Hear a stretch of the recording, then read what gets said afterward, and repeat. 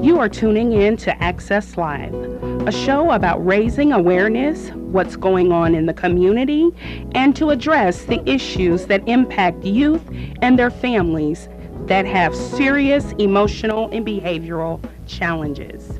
We are located at the Brookins Building at 1776 East Washington in Urbana, Illinois, and at the downtown location at 202 West Park Street. Good afternoon, Champaign-Urbana. We're so happy to have you with us again today on Access Live, the community education engagement initiative of the Access Initiative. As you know, we're engaging in a series on the issue of anger, especially as it relates to the lived experience as well as the images of African Americans. Today, we thought we would do something special by role-playing an actual portion of a therapy session.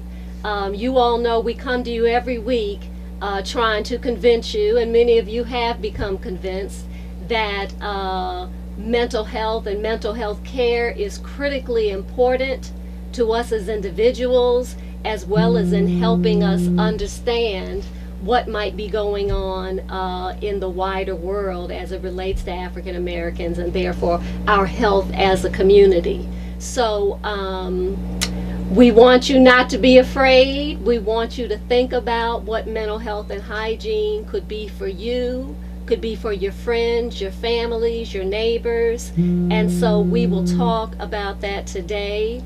And maybe some of you who might be considering talking with someone or joining a self-help group, or the multitude of ways you can take care of your mental health, we hope today might help you take that next step. In the studio with me, I have Miss Karen Crawford Sims, who's been joining me the last number of weeks in doing this series. So welcome again, Karen. Hi, welcome. So, no comment about the weather yet. Oh, that's right. Right, you got to say something about the weather. Now, let me just say I did not wear a coat today. You did not. On purpose, because I'm not willing to accept winter's almost here. It is here. You've lost the battle. Oh, I lost the battle. See, I think I told you last week I'd been in New York recently, and while it had been cold, the last few days before I left, we got up to 55, 58, and then I come back and it's 28 here, and I'm not really... And we haven't seen the sun except for an hour. We haven't seen the sun, but what do they say? The darkest hour is just before dawn. So don't give up. If you experience sad like I do, Karen, what's sad? Seasonal affective disorder. Seasonal affective disorder. I'm sure I have it. I haven't gotten an official diagnosis, but I'm pretty sure it's true. Explain what that is. So sad is, just when the dark days hit, it just makes you increasingly depressed, and you have just more sad feelings. And so, and they tend to do with the amount of light. It has to do with the amount of light. So they recommend, right, and light bulbs and light fixtures and getting a certain amount of sunlight, because these days just really get to you. And what's interesting, in my house in particular, I don't realize how dark it is with the lights on until I walk out. Yeah. So even though today is a sort of dark day, not real sunshine, it's another reason to make sure you're not in the house all the time, because just being in the house all the time, you can have these sad or seasonal affective disorder symptoms. So what we want to do about that is make sure we get enough light every day.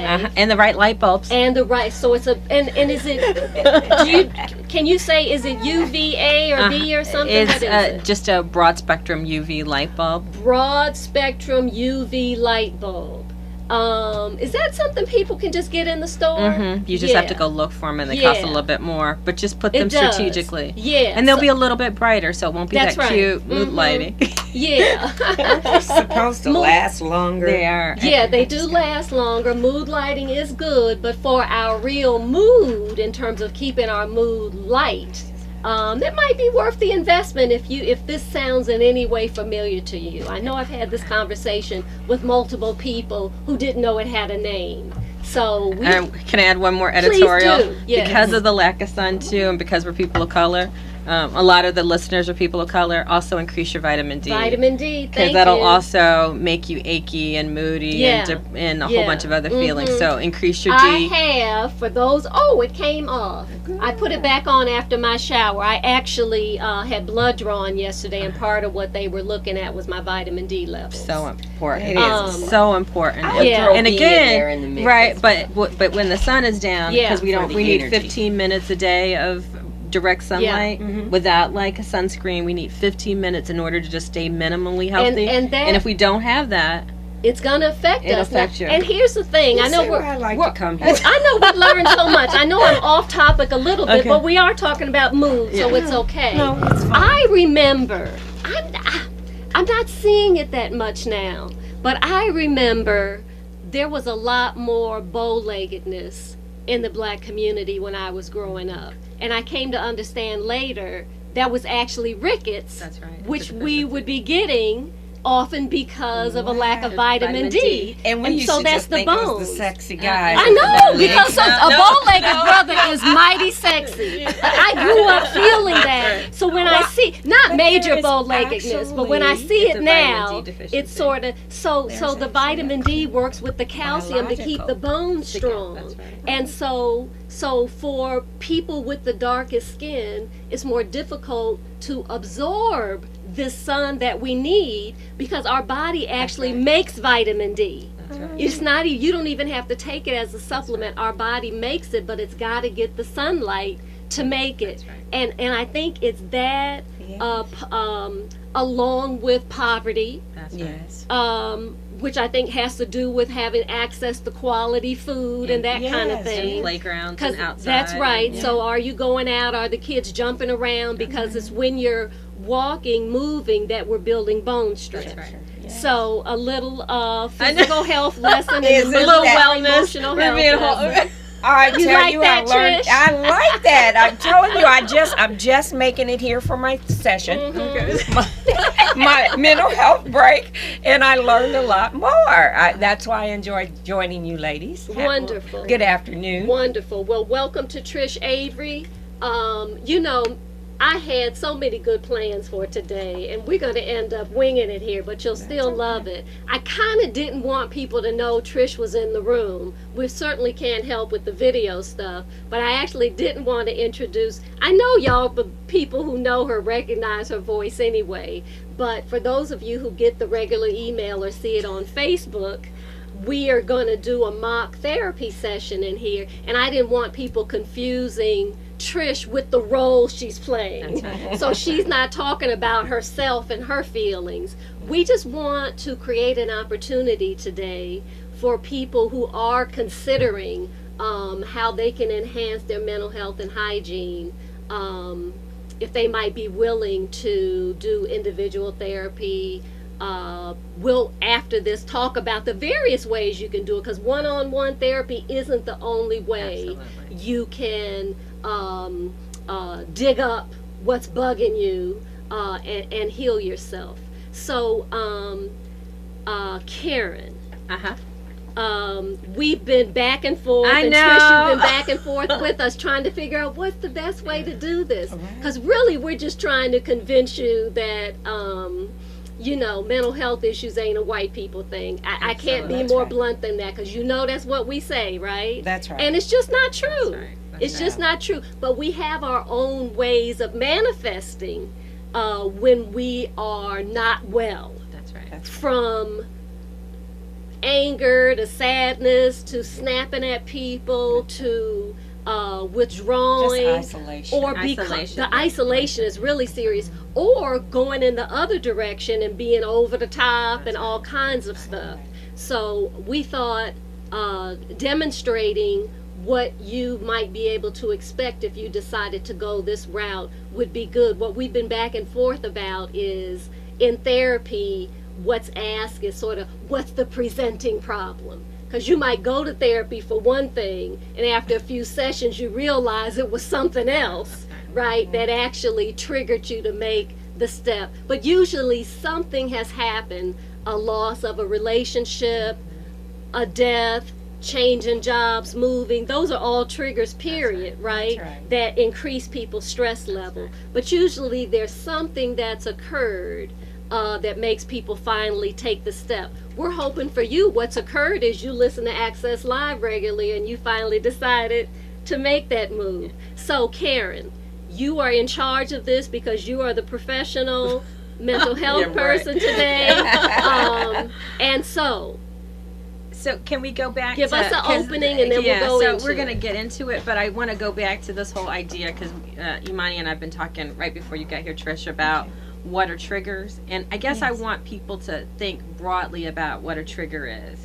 So anytime, and this is part of the assessments, anytime you're not sleeping well, not eating well, don't feel good about the quality and quantity of your life, and that goes on for day after day, month after month, you find that sometimes snappy at your child turns into snappy at your child and the dog and your partner and the neighbor and the person across the street and and all of a sudden what normally just irritates you is a big irritant.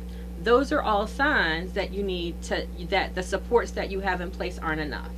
And so I guess I want to have people think about therapy as we move forward, to think about it as broadening your support network rather than going to get help. Because really, Excellent. because literally it's about at any given moment, sometimes our net just sort of gets weak. And we need to broaden the net and build it. And so to really think about when you need to sort of retool your net, refinish it, or the tools that you have in your universe just aren't good enough. Because if your friends have been, can't utilize that's right. them the Because way if your you friends used to. have been listening, your friends and your mama and your sister have been listening to you tell the story over and over again, they got the story down pat, and so they can't help you more than they've been. Right. That's So right. they're great to listen to you, but they've got a vested interest, so they're concerned about the outcome. That's right. And because they know what they want for you. That's right. And that's the thing, right? Because they love you. And so talking to somebody else who can see you differently, can see possibilities beyond the story you've been telling, again, your best friend, your girlfriend, all those people,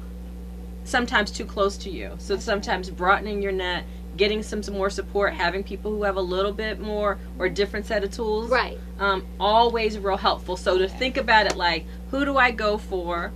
What do I do when I need to retool my net? And there's and we're going to talk about this afterwards, so many different ways to do that, because we even talked a little bit about this. Like, I don't think that there's one way that you get therapeutic support, and I really want you guys to think about it. It can take on a lot of different fashions, so we're going to show you one way, but to really think about it as, what tools do you need, when do you need them, and getting the right things and support for that net. And it should not be, okay, I'm going to say something probably is going to get me in trouble with some therapists in town. That's all right. I got your back. But this should be really like a tool, right? Yes. Adding tools to your toolbox. It's not like a forever journey. It's not just like, what I wanted it's to not point like out. a This thing. isn't I'm entering into a lifelong relationship. This is you as the professional helping our person who's coming to you get back control of their lives and helping them develop tools that they can then use on their own and even share with their support network to teach people how to support them even better. It ain't supposed to be forever. And real therapy doesn't happen ever in the room. That's not where therapy happens. Real therapy happens in your life.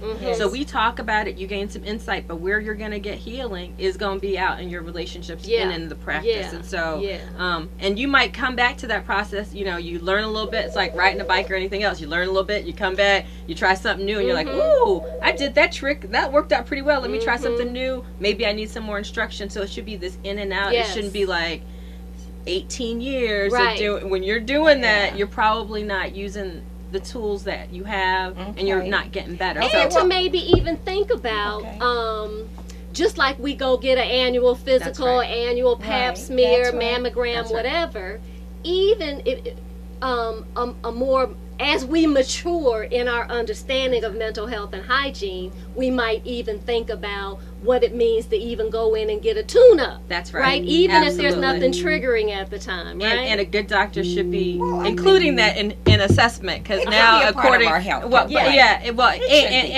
it is. It is. Should be. And a good doctor, supposedly a part of the Affordable Care Act, is you're supposed to be getting a comprehensive psychosocial assessment as a part of your wellness plan, because you're supposed to have a single coordinated plan of care Right. for everybody with health insurance. Excellent. And that includes mental health. And so your doctor should be asking, how you eating, how you Yeah. sleeping, what's your stress life, what's your trauma issues, what's going on. All that should be Well, I happening. think that's Okay. important As a Now, part of now your what wellness. Karen was just talking about is what we call Obamacare.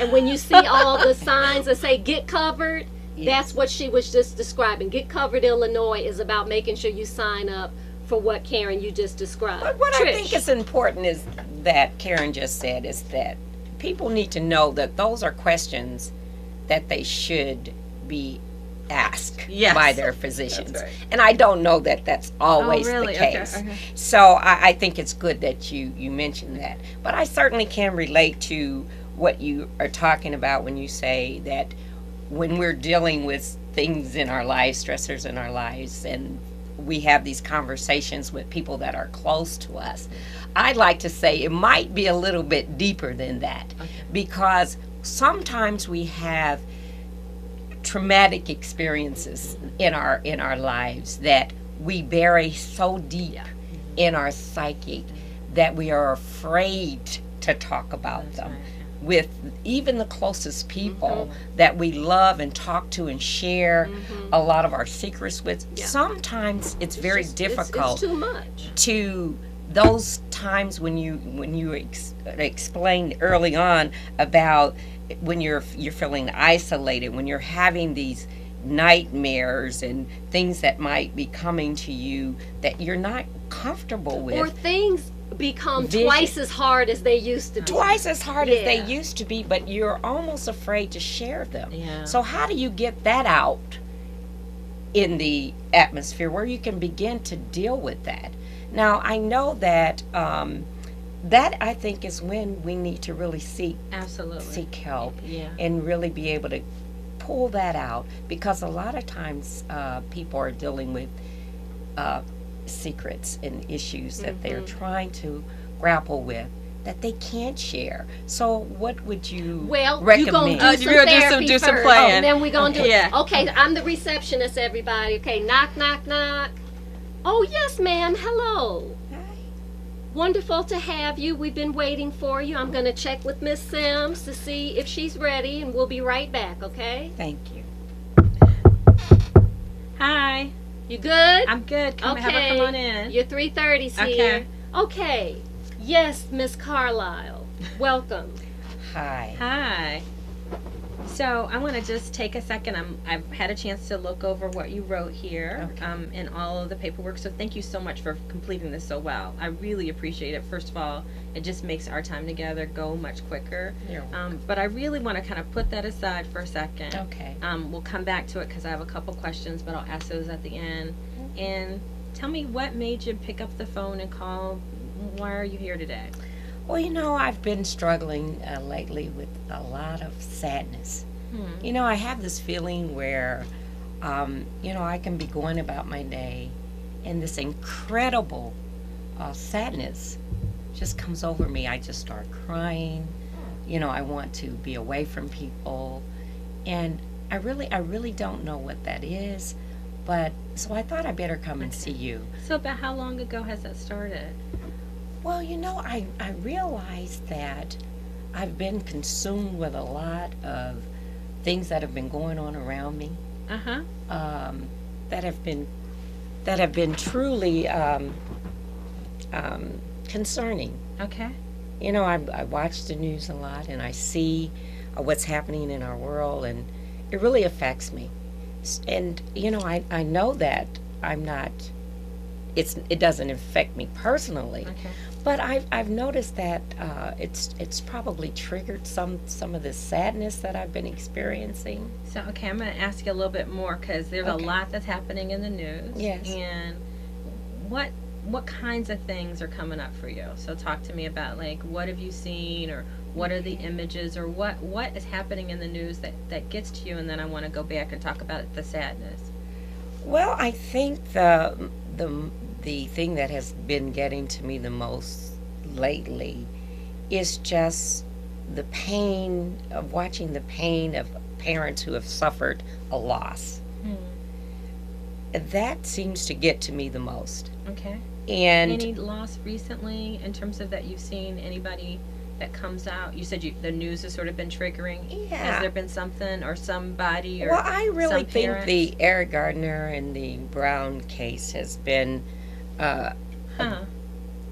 a serious concern of mine, Okay. in which these overwhelming sense of anger, frustration, sadness has come over me, and I just don't know what to do with that. We'll take a quick break there. You are tuned into Days of Our Lives. And we're going to have to take a quick break, but I know y'all can see it's getting good, so stay tuned. We'll be right back. You are tuning in to Access Live, a show about raising awareness, what's going on in the community, and to address the issues that impact youth and their families that have serious emotional and behavioral challenges. We are located at the Brookins Building at 1776 East Washington in Urbana, Illinois, and at the downtown location at 202 West Park Street. And we're back. I told you we'd be back. Glad you tuned in. We're going to get back to our session between Miss Sims and Miss Cicely. Yes, ma'am. So, Cicely, when we took a little break because you needed to go to the restroom, and that's good that you're taking care of yourself. Oh, thank you. But right when we took a break, you were telling me that when you were listening to the parents on the news talk about just the heartbreak and the anger, it was really impacting you. Yes. And I guess I'd want to know, to tell me a little bit more about how that's impacting you. So what does that look like? Because you talked about feeling sad, but talk me through your sadness. Well, it has affected just how I go about my day, Okay. how I interact with people that I work with, Okay. and how they respond to my feeling of my emotions. Okay. I 1 minute I might feel angry, Okay. not necessarily at the people that I'm around, but how they react to my feelings Okay. are of a concern to me. Have you noticed that you're, have they said something about you being angry, or have people thought that you're more testy than normal? Well, I've noticed some people have been treating me differently. Okay. That some people actually make me feel as if I don't have a right to feel the way I feel. Yeah. And so that's why I'm here, because I don't understand if what I'm feeling is out of place Okay. with my realities of every day having to work and around my coworkers and with my family. I just don't know if this is how I should place those Okay. feelings. Where are they appropriate and where they're not? Okay. I have no control over, though, Really? where those feelings might erupt. And that's what's so that's why I'm here, because I don't know if it's things that are happening in my everyday life that are triggering these emotions, because I'm not 24/7 watching the news, but I do carry this deep sadness and anger and frustration about these loss that I've seen lately Okay. on the news. So I hear anger, sadness, eruption. Can you give me an example of like what's the worst eruption you've had maybe in the last, or have you had a really bad eruption in the last couple of weeks? And who was around, and tell me, can you give me some specifics? Well, let's see.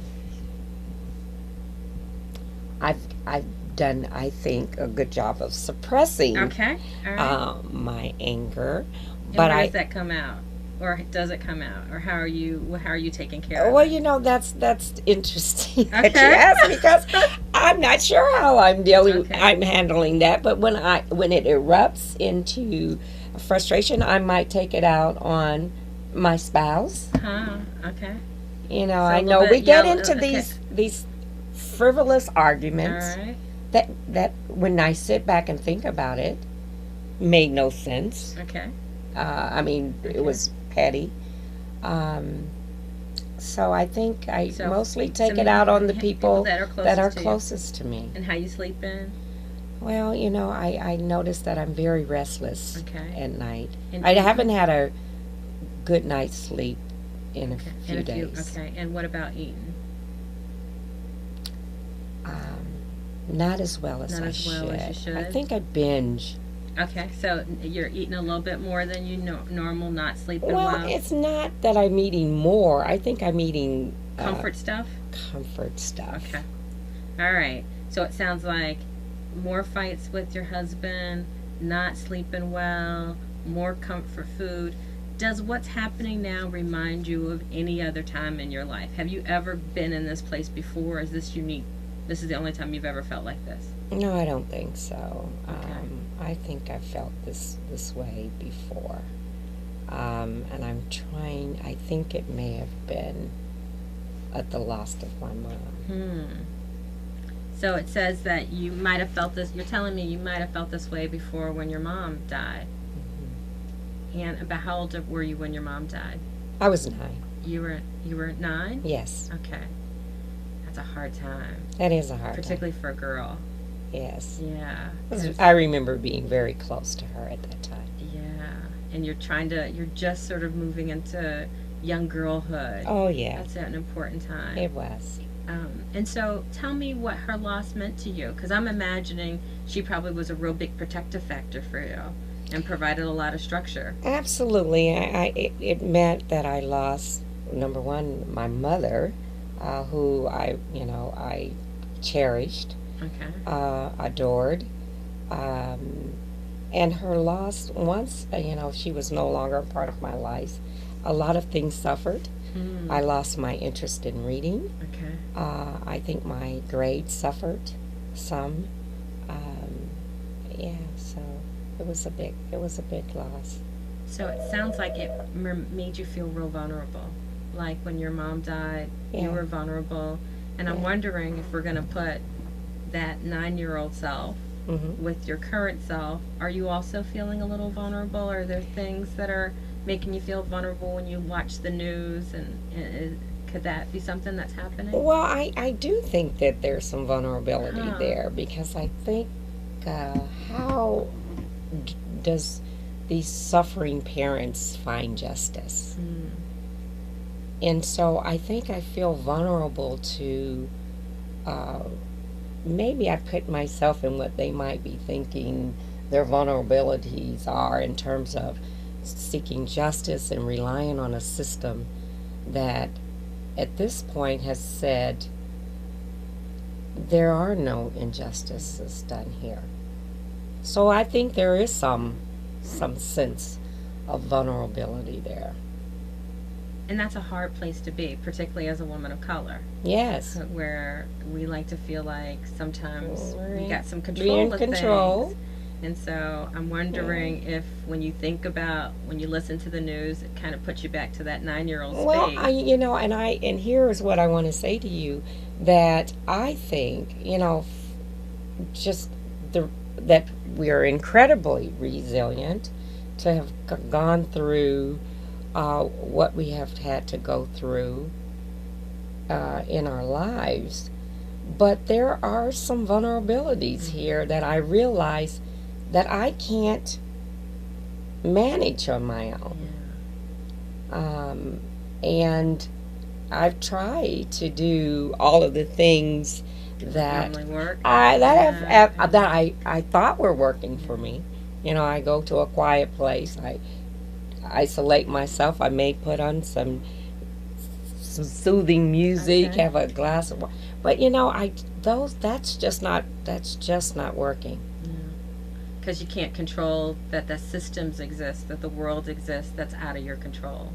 And that bad things will happen that you Okay. just can't fix and Wow. make better. Okay. And that does really probably, right, as a woman Right. who's used to being in control, Right. make you feel 9. Like things are out of control. That's right. Okay. And so,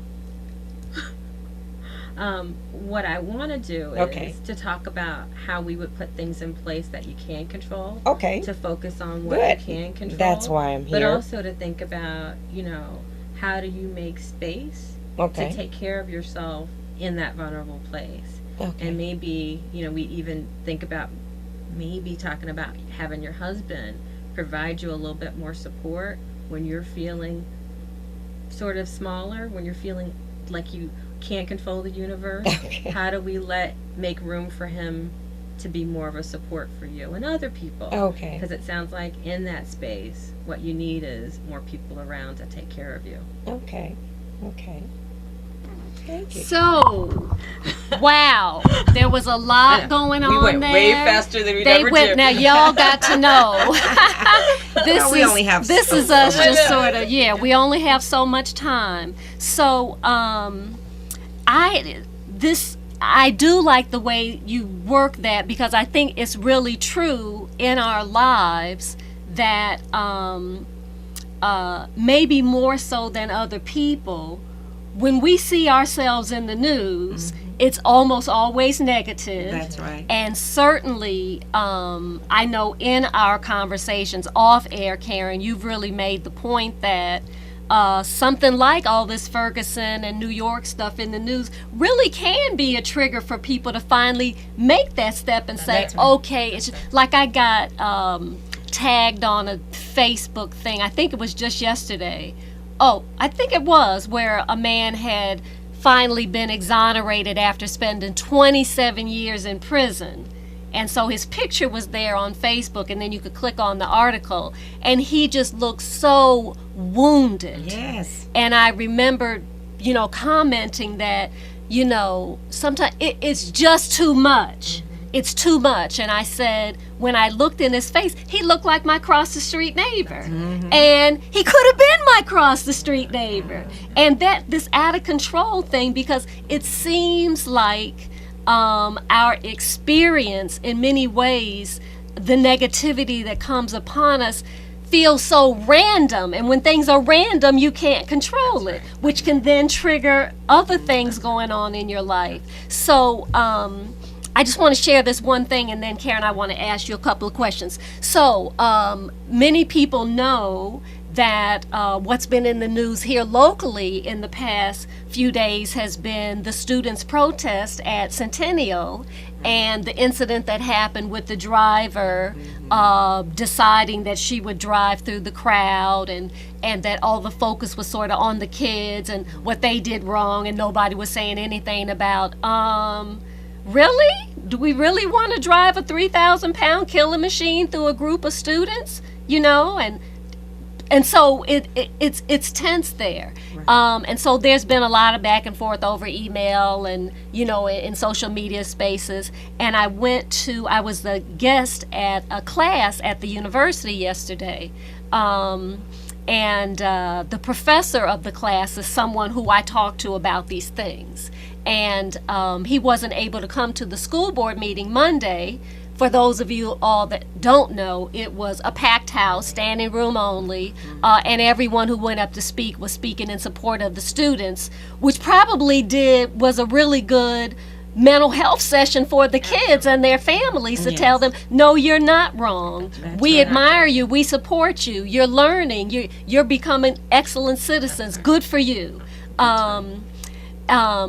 I think this is actually healthy. What they're doing. It actually is. So they're helping their own mental health by being active. So that's where we make the connection where the personal is political, and sometimes the prescription for what ails us really could be about taking action, not just the pill or what happened to me when I was 5 that I can't get over. So anyway, I was telling this professor, since he didn't make it to the meeting, that more was revealed that we hadn't seen in the paper, or that we just didn't know until the students actually spoke.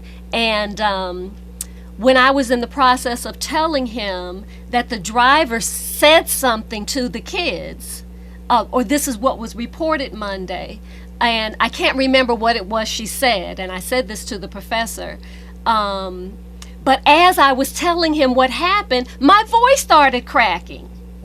And y'all know how you put your finger over over at the top of your nose and press in to stop tears, right? So I'm pressing my sinuses, trying to clear my voice so I could tell him. And I was breaking down because what was reported was whatever she said to them, they said she said, and she also threw her finger up at them, was what was reported. That whatever it was she said, the principal heard it and immediately on impulse said, no, you're beautiful.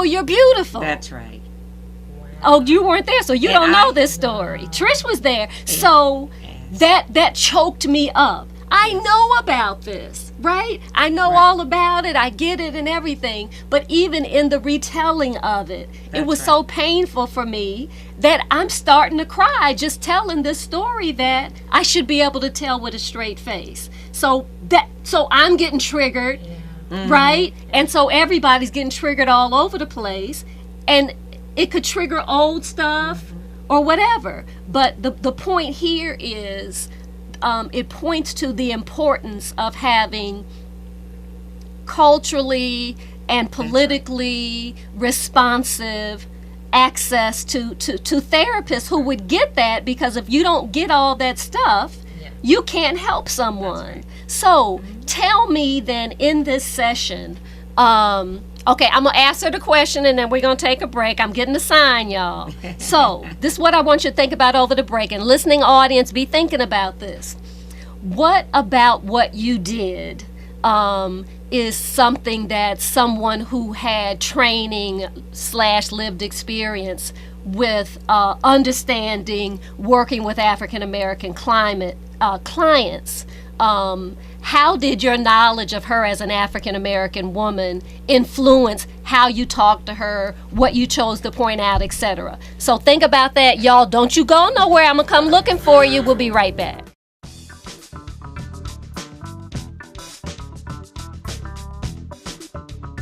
The Access Initiative mission is to build a trauma and justice-informed system of care designed to create a healed community that works to ensure that youth and their families are resilient, resourceful, responsible, and restored.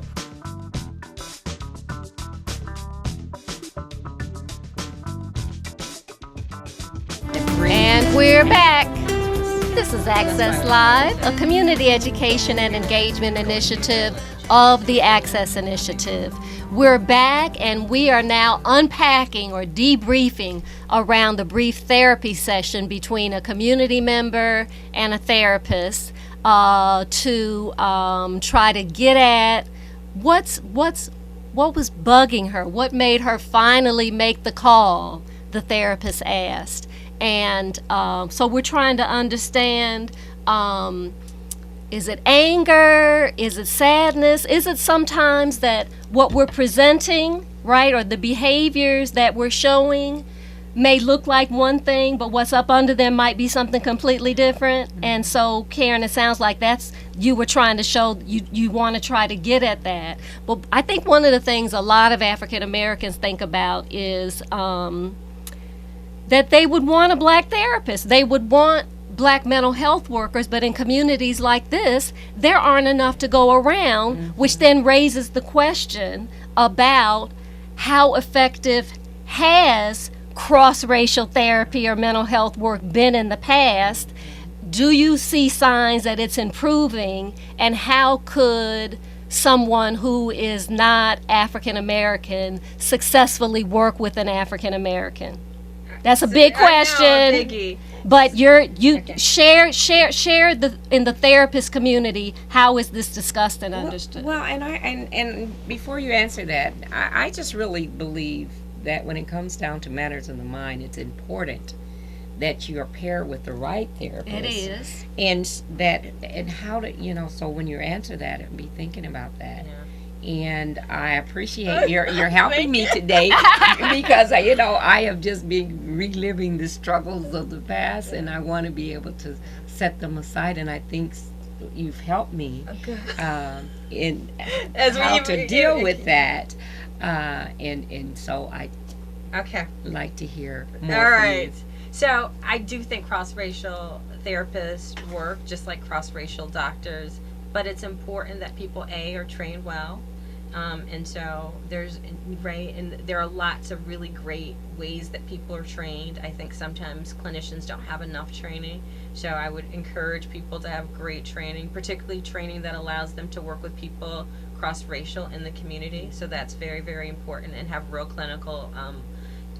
Super important that people learn a respect for quietness and stillness, and to be, and particularly when you're working cross-racial, assume you know nothing, because you don't. And so really, like I was saying, we rushed through the beginning part, but I would spend a lot of time trying to figure out, what does it look like, where does it show up. I'd really want to know what your feelings look like, because I can't assume that your expressions of feeling sad and overwhelmed look like my sad and overwhelmed. So I really want to know that. So that's just good practice. Good practice. Be curious, ask questions. And then the other really, really important thing, and Imani, you and I have talked about this, have done enough of your work that you can hold whatever they share. Because if you haven't done your work, you're raw, or you don't have enough lived experience or enough clinical experience or emotional experience, and then people start to really open up. I love that, Ian. Right. You've got to do your work. You got to do your work. And if people open up, and then all of a sudden you're overwhelmed or can't hold the space, because we talk about therapy creating a sacred space. If you can't hold the space, then you're really injuring, right? So you can set somebody back far back, and they won't open up again. So, and that's because so we've got this whole thing about being strong, right? And so that's critical. And I think even with you on the show, I said before, in my own personal experience, my first entree into this, the first thing the therapist said was the very last thing I needed to hear, and it caused me to never go back. Because I'm supposed to be so strong, and you're telling me, oh, just open up, just say whatever it is. And then I tell you, and you say, oh, I'm exhausted. It's like, I knew it.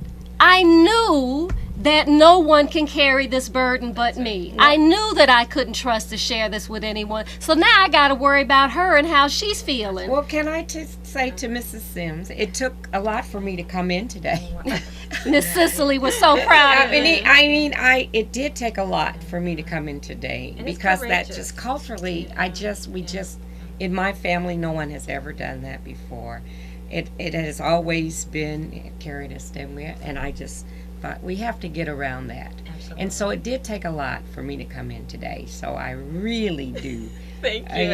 Appreciate that we're able to have this kind of conversation. I think it has been helpful. So Karen, out in the world, at this point, given we're talking about current events, there are many white people who care.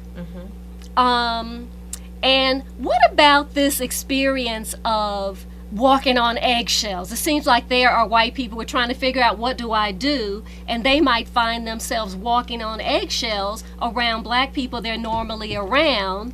And some of that may be a fear of black rage. They might go off on me or something. So when we've got deeply racial things going on, and black people are allowing ourselves to feel those things and express those things, a lot of times we end up swallowing it again, because white people then seem to be afraid, and so then something might be taken out on us, so we end up taking care of them and not looking for backlash, and so then we swallow hard again. Say something about that. So a couple of different things. And again, we talked about maybe needing to do sort of a whole on racial justice.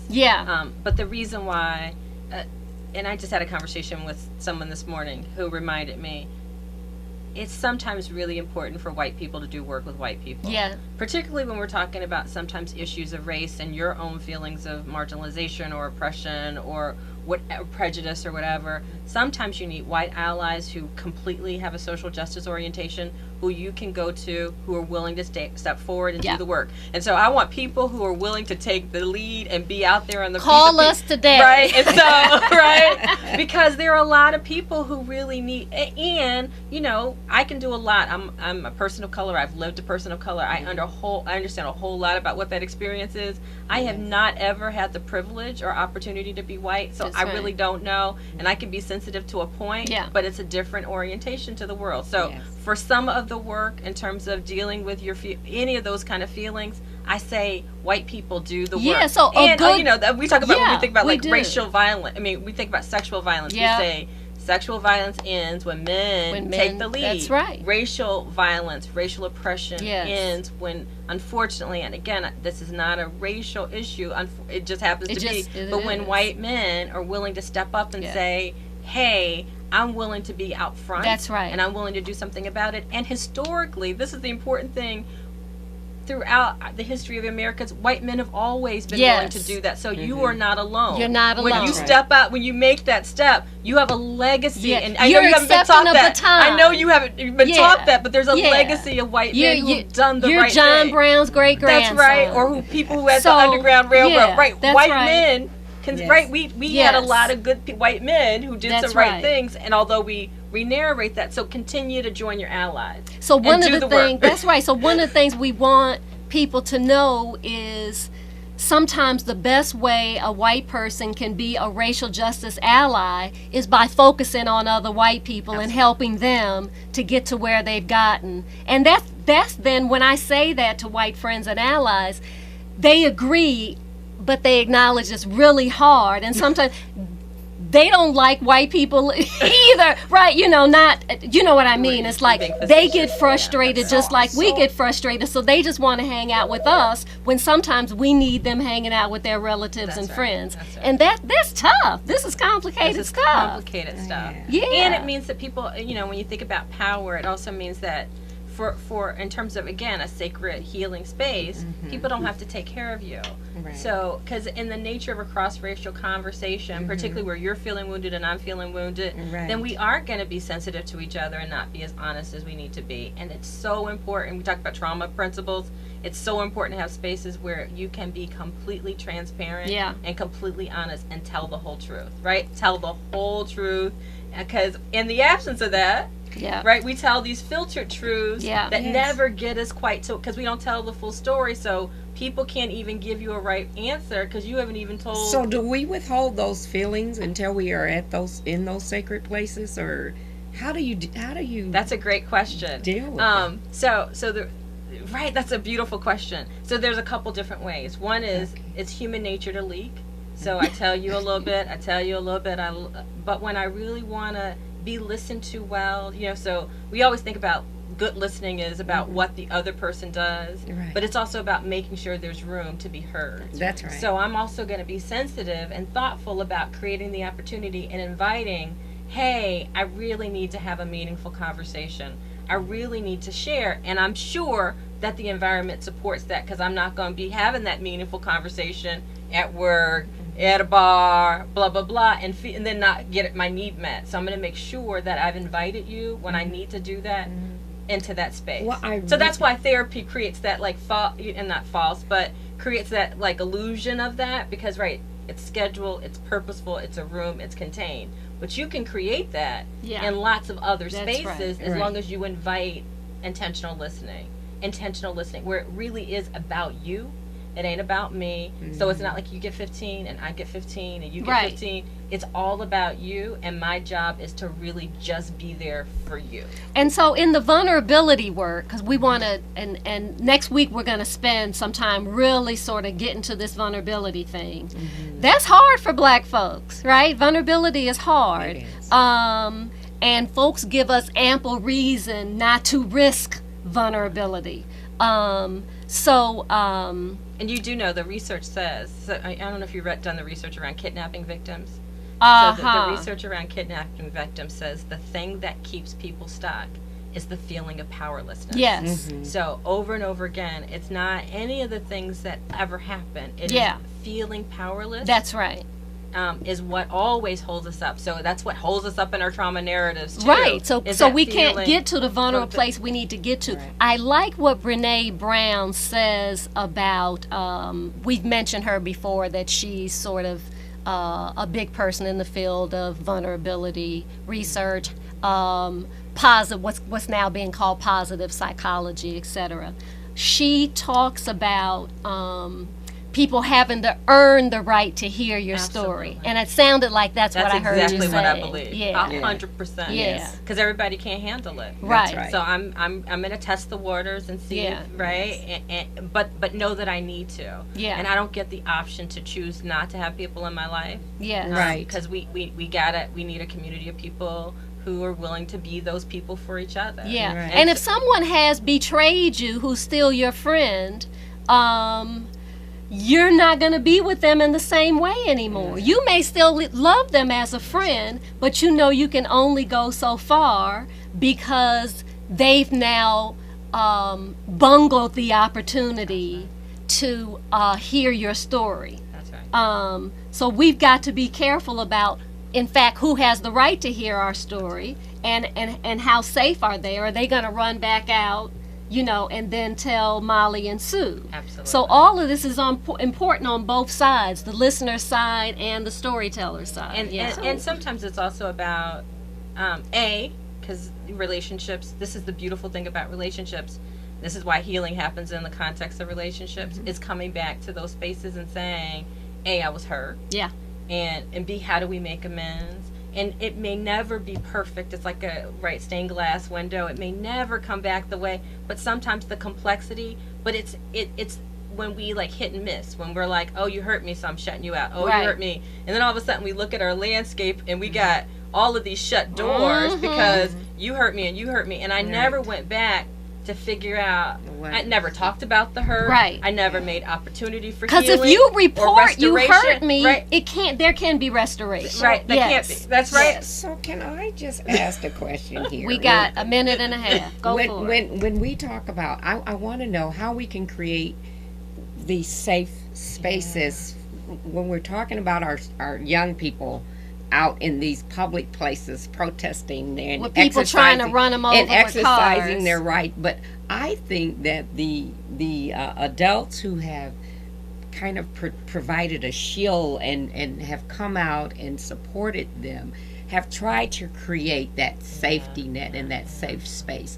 But there are negativities out there. There's awful comments that are being said about what these children are trying to do by allowing their voices to be heard. What would we tell them? Because I don't want them to have to relive So these just real quick, because I and know we got internalize so parents, talk to your kids. Intentionally talk to your kids about what their feelings. Go beyond the drive-by, how was your day, but really, really spend some time. Ministers, faith communities, look out for your kids. Talk to your kids, create space, talk about it from the pulpit, tell them that it's appropriate to feel whatever they're feeling, and if they need to have an additional conversation, make room for that, make people available for that, right? So Yes. and then the people who are doing the work, take care of yourselves Yes. too, because you're gonna burn So out. you can and be you're- there 'cause for you can be others. there And I for think them that's to so hold. important. So make sure we're taking care of you. Yeah. We need spaces and places where people are, and again, this is where allies really come forward Yes, to I make think room that's so and space important. to hold, to take care That's of the right. people who are I on the invite floor. y'all now to take care Because of me. you know what? Everybody who's want- listening, take care of me. we want those talks to be taking place because we don't want these experiences to trigger other Absolutely. That's right. trauma and unnecessary And it things. will. So on that So that note, we can have these as peaceful we wrap up, conversations. we do want to announce that one of the ways we see some mental health and healing going on with our young people is that they have scheduled a public protest day after tomorrow, Friday, 3:30 p.m. from 3:30 to 5 on Springfield Avenue. They're asking everyone to show up, to link arms as far as we can up and down Springfield Avenue. So they're showing people have said such horrible things about them for speaking out, and they're showing we still we rise. And so still- let us as adults show up in support of our young people. 330 Springfield Avenue. That's good mental health, y'all. Keep holding hands. We'll talk to you next week. Thank you for listening to Access Live. Access Initiative is a trauma and justice-informed system of care. We're glad that you joined us today. Please join us every Wednesday at 2:00 p.m. for Access Live. Thank you and be well.